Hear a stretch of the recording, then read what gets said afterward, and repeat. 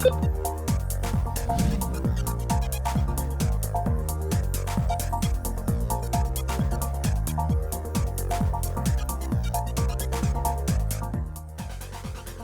now, from the CFTK-TV studios, this is Open Connection with your host, Robert Pictou.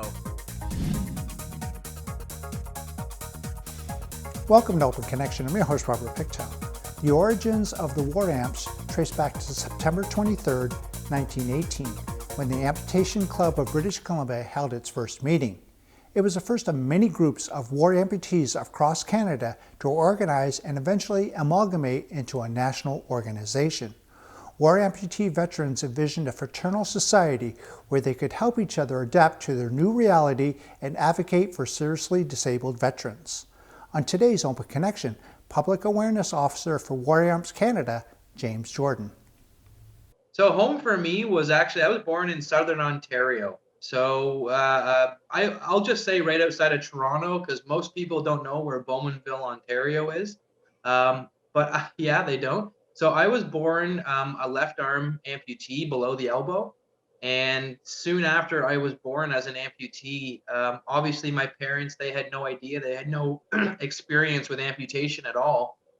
So soon after I was born, the doctors let them know about a program called the Child Amputee Program that was offered by the War Amps of Canada. So soon after I was born with my amputation, my parents enrolled me in the Child Amputee Program, and they've just been a huge support my whole life. Not only, providing financial assistance is huge, and that's the biggest role and the biggest thing that they do for me and amputees across the country. But the emotional assistance that they offered as well, through regional seminars and meeting other amputees like myself, and my parents meeting other amputees and parents of amputees, which was a huge help at our regional seminars that we host every year. So since then, they've been there for me and providing me, like I said, with that emotional assistance, but not only that, but the financial assistance for all the artificial limbs that I've had over the years growing up. So I am able to play hockey or ride a bike or really do anything I put my mind to. They were there to provide the tools for me to do that. So that's a little background on my story and how I got involved with War Amps. And well, let's fast forward 36 years later, and here I am working for them. So it's kind of come full circle for me. Have you encountered a lot of other amputees, and you kind of help each other kind of get through some difficulties that I guess those that don't know actually encounter? Yeah, absolutely. And you know what? That's what the CHAMP program, the War Amps CHAMP program, is all about. It's they put you in touch with other amputees. So these regional seminars that I was talking about, they have about 100 other families there with children who are amputees or have some sort of amputation. So just having that sort of support alone is amazing. And in my line of work, I've met thousands of amputees now. And I'm really grateful being an amputee to have learned so much from them. And I'm able to sort of maybe pass on some things as well. But it's a pretty great support system across the country. Being able to be in contact with all these amputees with the same amputation. So I'm below the elbow. So for instance, at a seminar, I would be able to meet other kids who have below elbow amputations. And not only that, but we have a junior counseling program. So when you are, say, a teenager and you live in your childhood and a little bit of your teen years as an amputee, you come back to our regional seminars as what we call a junior counselor, and you counsel as a peer counsel to the younger children and answer questions for families of new amputees as well, because parents obviously have a lot of questions. So just a tremendous amount of support that's offered through these regional seminars. And like I said, growing up, I looked up to a few of the junior counselors that were, helping me, show me how to tie my shoes. They showed me how to hold my hockey stick. They showed me all the little tips and tricks. And when I was having a bad day, they were there to support me. And that's what our program continues to do for amputees across the country. I was a junior counselor when I became a teenager, and the cycle just continues and continues for support for these amputees across the country. And how did you actually come about working for an organization that has helped your life so much? Yeah, that's a great question. You know what? I think I really not only just wanted to give back for all the support that they've given me over my life, but I just, it was a huge part of my life being able. I loved being able to help counsel other amputees, and not only that, but I'm not shy at all to talk about it and talk about my own amputation. So I really do enjoy educating the public on amputation because it's a niche subject that not a lot of people know about, and there's hardships that go along with it, and there's a lot of inspirational things that go along with it too. So over my time of growing up through the champ program, I was inspired every day. Every new amputee I met, every new child amputee I met to overcome their goals just filled some sort of joy in my heart, let's just say. And I wanted to continue the great work that we do. So, when I was taking post-secondary school, I focused a lot on media and a lot on presentation techniques, and I went to school actually for multimedia, and I ended up getting a job with the War Amps after, and it's something that um, I always kind of was very passionate about and wanted to help what they do and help other amputees across the country. So that's how I ended up working for the War Amps as well. Open Connection will be right back after these messages. And now, from the CFTK-TV studios, this is Open Connection with your host, Robert Pictou. Thank you for staying with us. The cost of an artificial limb is a heavy financial burden for most families, especially consider that child amputees outgrow their limbs as regularly as they outgrow clothing. CHAMP assists with the cost of standard or everyday artificial limbs and ongoing adjustments and repairs by paying a portion not covered by provincial or private medical plans or group insurance. Let us return to the conversation as James Jordan shares growing up as an amputee. I can't put a dollar amount on it, but I can tell you now that I use a myoelectric arm, and it's worth about $25,000 just to have that arm made. And growing up, you need an arm so think about a child that needs a new pair of shoes every time they grow. They need a new pair of shoes. Well, when they need a new pair of shoes, they're going to need a new arm or leg to go along with that if you're an amputee, because you're constantly growing. And these devices, these prosthetic limbs and assistive devices, they can range anywhere for a kid for an arm, 5 to 15,000, and up to 20 if it's a myoelectric arm. And for leg amputees, it's maybe 15 to 30,000 for a leg. And you got to factor in, it's like any mechanical thing. You got to go back in and have repairs, and there's appointments. So the cost alone is pretty astronomical. It's got to be up. Oh, the War Amps have been there for me my whole life, and I've had, I'm in my 30s now, so I've had lots and lots of arms over my time. I got to imagine it's upwards over of $100,000 they've probably spent on me in my life, and that's what they do though for amputees across the country. So like I was saying, every time a child needs a new limb, the War Amps is there to cover, whatever portion the government doesn't cover in that particular province, and whatever the portion that a private insurance of that particular family has, whatever is left over after private insurance and whatever's left over after the government factors in, the War Amps will step in and take on the rest of that bill. So no child amputee in their family will ever have to endure that cost of very expensive artificial limbs. And I should probably mention that not every province has funding for artificial limbs, not even a standard limb. So the War Amps will be sure to step in and front the 100% of the cost for that limb for that child. And that's exactly what the Child Amputee Program does for children across the country. But circling back to myself, I had hockey devices, I had bike riding devices. So not only aside from my standard limbs, I needed recreational limbs because I'm an active guy. I love to play sports. I love to participate in activities. And what we do through the War Amps Champ program is cover 100% of recreational limbs as well. because there's no program across the country in any province that provides funding for recreational limbs.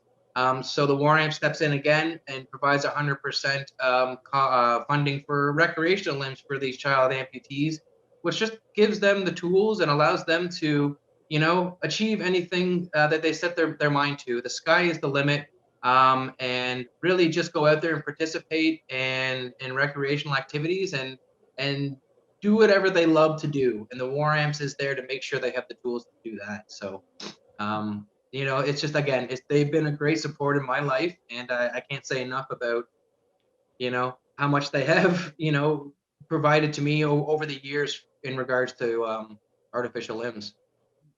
And you mentioned the WARAMPS has done one aspect, and that's helping you with a prosthetic. But there's actually another part that you kind of touched on a little bit, and that was with the peer-to-peer counseling that's involved. How important is that? I have to say that the peer-to-peer counseling it's imperative, I think, to every amputee, and that's just a huge part of the support that we offer is that emotional peer-to-peer counseling support. That's not only through our regional seminars, but we have other programs to put families in touch, namely our Matching Mothers program, which basically matches new families of amputees with families who have had amputees and raised amputee children. Because when you're a new family, and say my parents, for instance, when I was born, they had no idea about amputation, and I was born missing a limb. So they were put in touch with another family who had experience with raising an amputee child. And it really is just to speak with someone who's been there and provide that emotional support to that new family, and it's huge. It's like I was saying, the peer counseling support for amputees, just having another person that has a similar issue as yourself, no matter what it is. If it's an amputation, you can imagine that there could be many things, you know what I mean? Like, every human's different in their own way, and to have someone that has something similar that you can talk with, you know what I mean, any similar issues or problems, it really is a huge support to have someone else that's been through that and can talk to you about that. As my parents always said, I remember my dad quoting this all the time, why the seminars were so great is because when you're having a bad day and you want to talk to someone about, your amputation in your arm, and you have questions, I don't know what to say to you. I don't have an amputation. So to have that support system is, like I said, it's so important in the lives of amputees, and that's why we make it. That's why our peer counseling program is, and through our seminars and just having that peer counseling role within our programs is just it's amazing. It's an amazing support system for these children and their families. Open Connection will be right back after these messages. And now, from the CFTK-TV studios, this is Open Connection with your host, Robert Pictou. Welcome back to Open Connection. The CHAMP program offers peer-to-peer services. New parents receive tremendous benefit from speaking with a family who has been there. It can be a huge relief for them to hear that as their child grows up, they'll be able to participate in activities with their friends, learn to drive, pursue their career goals, and lead an independent life. By sharing common concerns and exchanging information, families get a positive glimpse into the future. Let us return to the conversation with James Jordan. Since I was born missing my arm, then someone who lost a limb in an accident. So most cases, what we would want to do is match them up with another amputee or family who has a similar situation where, their son or daughter may have lost a limb in a lawnmower accident, let's say. But that doesn't mean that, and being an amputee, I know what it's like to be an amputee. Whether I lost my limb in an accident or I lost my limb at birth, I am going to be able to, share at least some support and some help there about being an amputee when it comes to, other children who may have lost limbs in accidents. So to answer your question, yes, I've counseled many amputees growing up to the program, even when I was a junior counselor in my teen years, younger amputees that would enroll in our program and come to our events, I would speak with them and their families. I didn't lose my limb in an accident, but I know what it's like to live without an arm, and here's all the things that might challenge you, and here's all the here's some tips and tricks to how to get through some of those things. So at the end of the day, an amputee is an amputee, whether you lost it one way or another. So that support is important to have. But again, if you want to get right down to it, we can match you up with someone else, or we can put you in touch with someone else who also lost a limb to an accident, because there are other things, going on there, where families might be a little bit more support and be able to answer a little bit more questions regarding, having a traumatic incident happen. And of course, this year actually is a very special year, 2021, because that marks the 75th anniversary of War Amps. Is that correct? Very close. It marks the 75th anniversary of the War Amps key tag service. Oh. So the War Amps itself actually is over 100 years old. So the War Amps, we started after the First World War by First World War amputee veterans. And then after the Second World War, the association grew even larger when thousands and thousands of more amputee veterans returned home from the Second World War. And then a year after the Second World War, in 1946, the War Amps started the key tag service.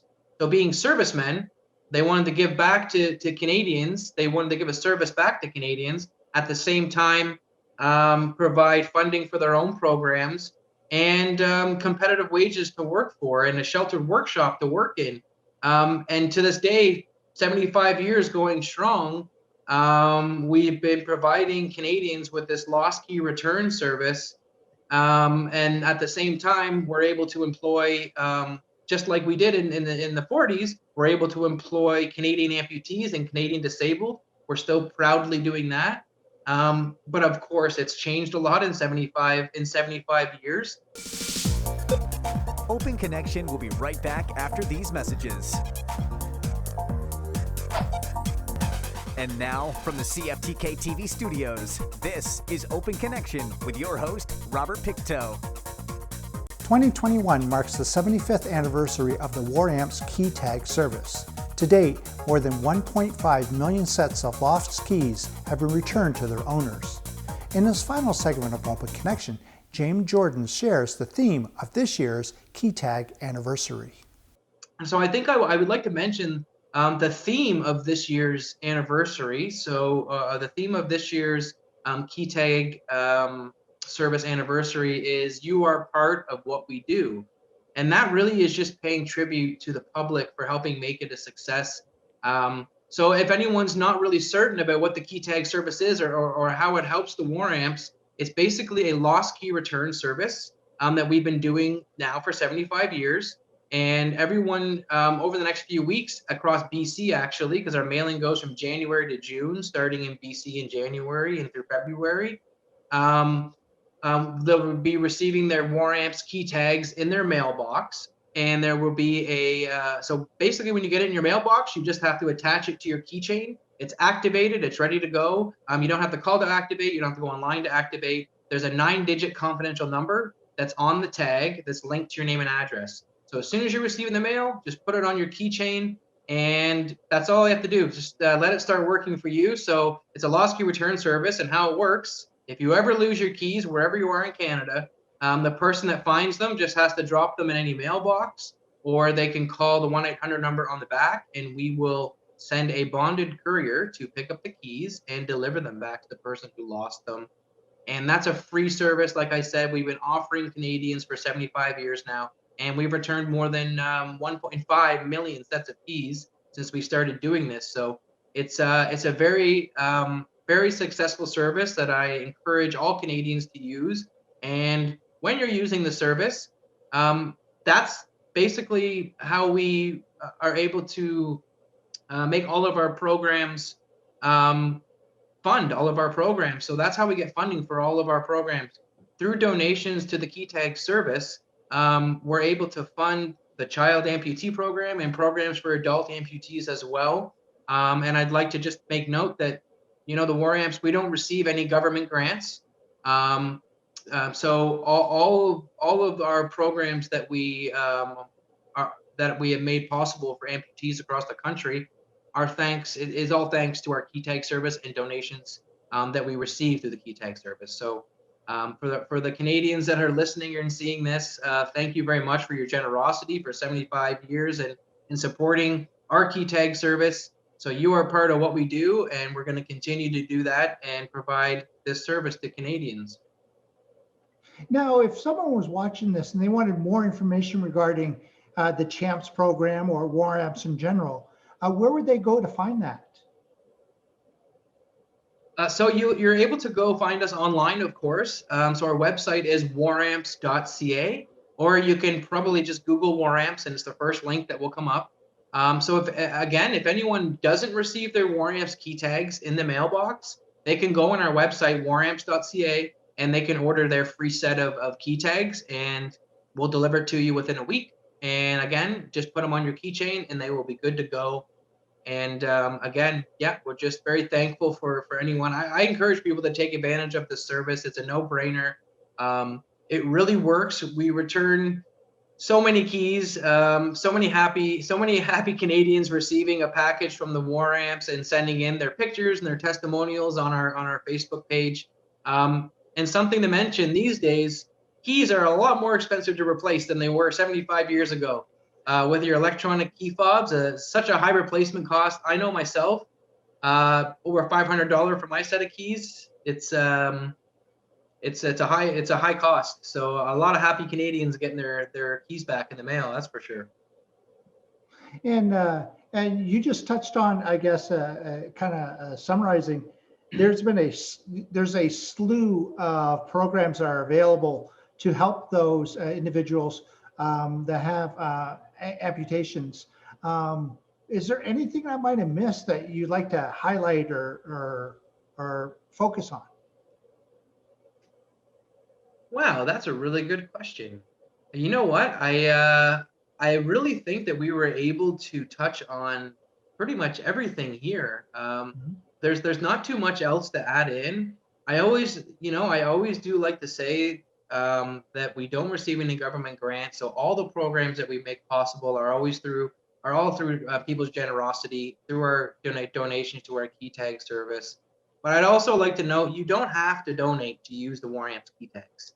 There's no obligation. The key tags are free service for Canadians. It's the people that know the good work we do, know the value in our service, or the people that have their keys returned and want to donate a few dollars because they're very happy they got their keys back. That's how we get all of our support.